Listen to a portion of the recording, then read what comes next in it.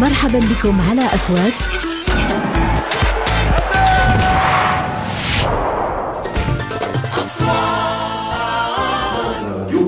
Notre invitée, Sophia Jalal, c'est une dame, et ça fait du bien d'avoir une dame qui est présidente d'une organisation, la présidente du GAP, du groupement des annonceurs du Maroc. Merci beaucoup de nous avoir rejoint, Sophia Jalal. Merci Tammy, tout le plaisir est pour moi. Alors il faut dire aussi pour nos auditeurs, vous êtes un peu essoufflés parce que vous êtes bagarrés dans la circulation de Casablanca pour arriver. Ça fait partie de la vie des femmes qui sont actives, et étant présidente du groupement des annonceurs du Maroc, c'est normal. Alors je voudrais aussi dire que pour m'accompagner cette semaine et représenter la Vie Éco, c'est Souhail Haïli, le rédacteur en chef de la Vie Éco. Ravi de vous retrouver, mon cher Souhail.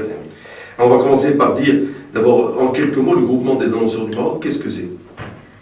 Alors le groupement des annonceurs du Maroc, c'est une association de professionnels qui regroupe en fait tous les annonceurs du Maroc, ou en tout cas la majorité des annonceurs du Maroc, pour accompagner le développement du secteur de la publicité au Maroc, mais aussi défendre leurs intérêts et mener des actions structurantes pour le marché. Alors, défendre leurs intérêts, c'est dans quel sens? Quels sont les intérêts des annonceurs? Ce sont les intérêts des entreprises qui sont des investisseurs sur le marché publicitaire?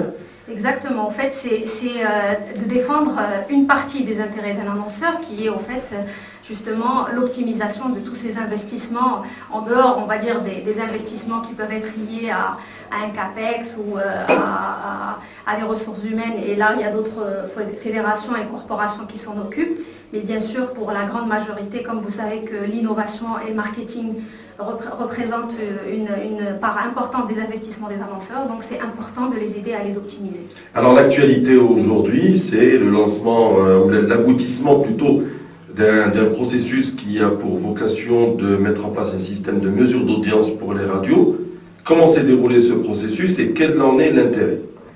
Alors effectivement, je dirais que c'était un grand jour hier, donc justement où on a dévoilé les résultats de la première vague d'établissement de l'outil radiométrie, donc qui est un outil de mesure d'audience radio.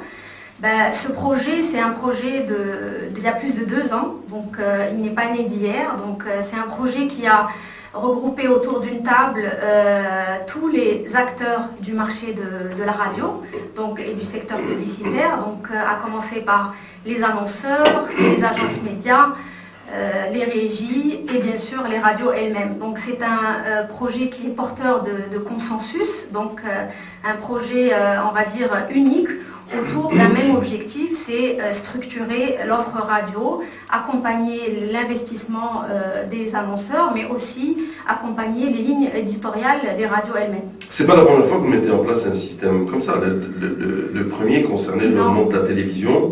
Effectivement, en fait, c'est pas une première et c'est ce qui a donné aussi au fait toutes les chances à ce deuxième outil de réussir parce que la première était déjà avec la télé, donc qui a été mise en place il y a déjà 4 ans. Donc, mais je peux dire qu'on peut être fier au Maroc d'avoir des outils aussi important.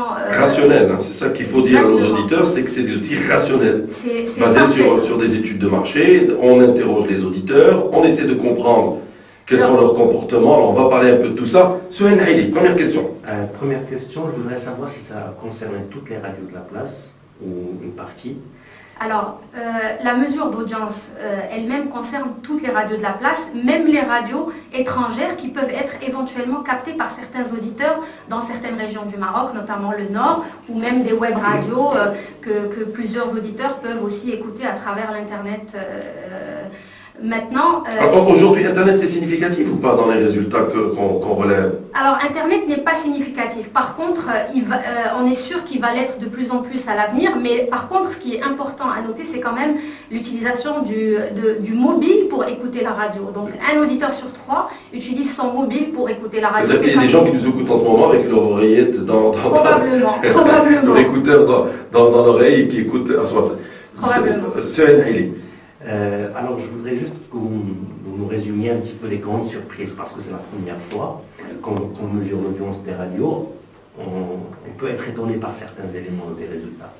Oui, alors au fait déjà, on va dire, il y a eu une surprise, mais on va dire qui était plutôt déjà positive, Cette étude a démontré au fait la puissance du média radio, qui souvent a été, on va dire, utilisé comme un média complémentaire ou d'appoint pour certains annonceurs ou agences. Donc déjà, plus de 60% de pénétration, c'est énorme. Donc c'est plus de 15 millions d'auditeurs pour les 11 ans et plus au Maroc. Donc ça fait du média radio un média puissant. Les surprises, oui, il y a certaines radios qui pouvaient, je veux dire, à travers des systèmes qui existaient auparavant mais qui n'étaient pas forcément très fiables ou n'étaient pas sur toute la population, pouvaient être, on va dire, parmi les premières, se retrouvent plutôt parmi les dernières. Donc, et c'est ça les règles du jeu. Je rappelle quand même que la majorité des radios font partie de ce projet et ils ont été porteurs et donc ils ont approuvé toutes les étapes méthodologiques, qu'elles soient de l'appel d'offres, le choix de l'institut, la méthodologie et jusqu'à la phase des résultats. Donc, et ils vont continuer à nous accompagner. Elles ont joué le jeu même si les résultats ne sont pas forcément plus hauts. Exactement, c'était ça au fait, je pense, les règles du jeu, de la transparence.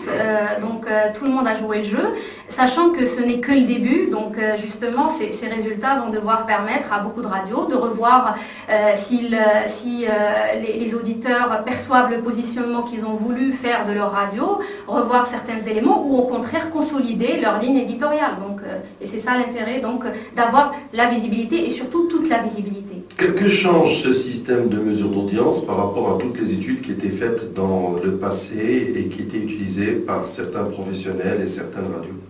Alors, la différence déjà, c'est je dirais, la méthodologie, la robustesse de l'échantillon. On parle quand même de 12 000 interviewés pour la vague, donc c'est quand même...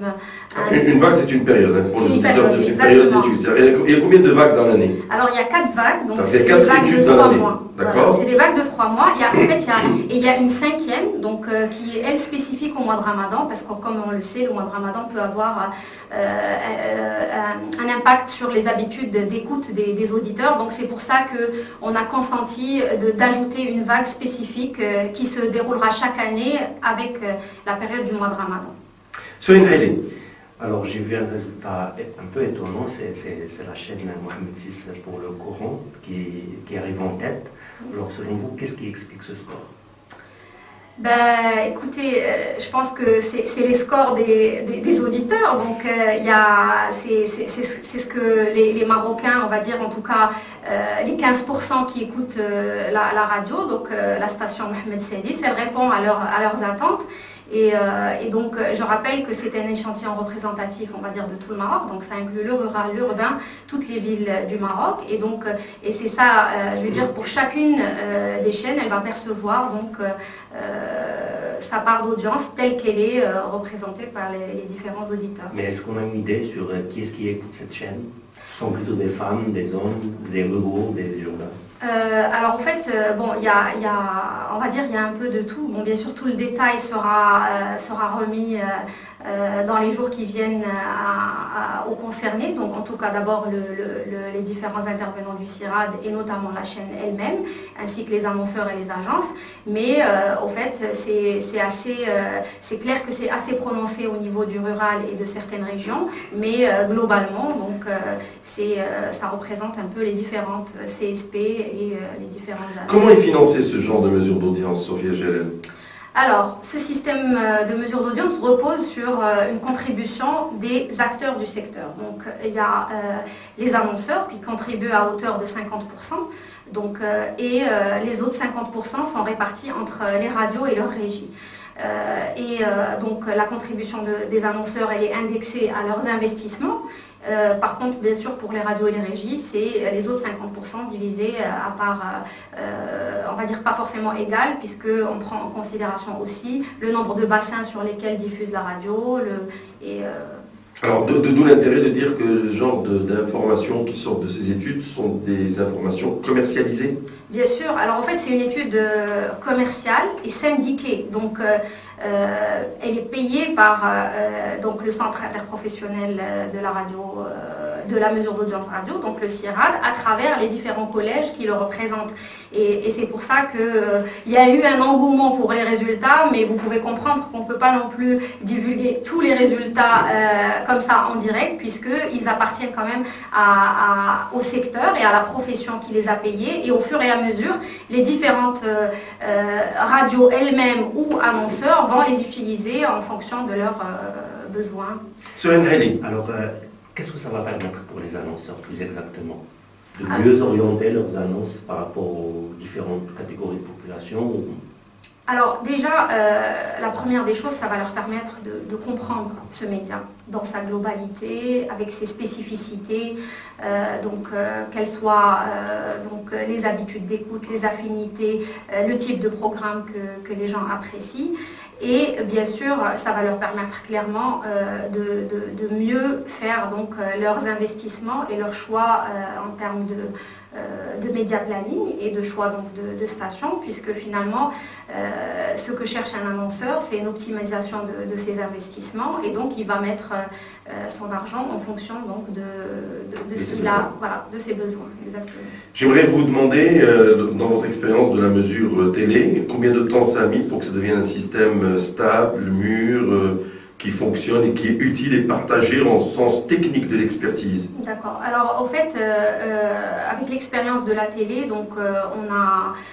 ça nous a pris à peu près une année pour stabiliser l'outil et d'avoir les tendances aussi des chiffres, parce que les tendances permettent aussi de mieux évaluer la pertinence du chiffre. Parce que si on a des courbes avec des dents de scie, on peut aussi se poser des questions. Donc la durée est très importante pour mieux apprécier les chiffres.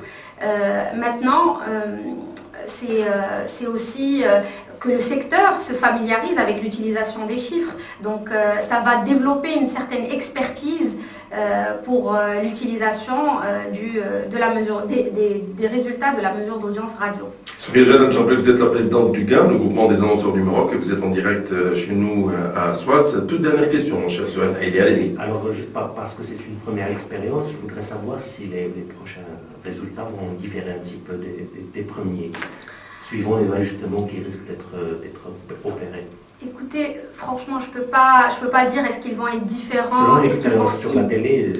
En fait, non, même pour la télé, c'est l'installation. Donc après, on va mieux apprécier certains chiffres, ajuster des choses sur peut-être la méthodologie, mais globalement, il ne devrait pas y avoir de surprise majeure, sauf si effectivement il y a une surprise dans les habitudes d'écoute des auditeurs eux-mêmes. Mais aussi, il faut dire que tout ça va aussi évoluer selon comment les radios vont se comporter avec ces chiffres, parce que il y a certaines radios qui vont peut-être consolider leur ligne éditoriale, d'autres qui vont les revoir complètement pour attirer de nouveaux auditeurs. Donc tout ça, on va le découvrir avec le temps et avec comment les radios vont évoluer. Mais clairement, pour nous, annonceurs, c'est un outil majeur qui va apporter beaucoup de visibilité pour nos investissements futurs. Toute dernière question, ma chère Sophia Jalal. Est-ce que le système de mesure est dans les standards internationaux? Alors, parfaitement, dans les standards internationaux. Je rappelle bien sûr que pendant ces 2 dernières années où on a travaillé sur ce projet avec les différents partenaires, on a fait beaucoup de benchmarking aussi, donc on a comparé avec d'autres marchés développés qui ont déjà mis en place les mesures d'audience radio. Et je peux dire qu'on est largement dans les standards. On a même, on va dire, devancé sur certaines choses, puisqu'on avait la possibilité de démarrer l'outil versus des choses qui sont établies ailleurs. On a aussi été accompagné par des experts internationaux et nationaux pour nous aider à vraiment évaluer l'outil et finalement, donc, on est assez confiant par rapport à la méthodologie et la fiabilité des chiffres. Et bien sûr, il y aura aussi des étapes d'audit et de contrôle tout au long des mois à venir. Merci beaucoup. Je rappelle, Sophia Jalal, que vous êtes la présidente du groupement des annonceurs du Maroc, le GAM, et que vous êtes venu nous parler du nouveau système de mesure d'audience de la radio. Pour ma part, je remercie aussi mon collègue et ami, mon cher Sohaine Haili. Quand vous voulez, vous le savez. Allez, à la semaine prochaine sur Azwat pour libre-échange, même heure, même endroit, avec autant de plaisir.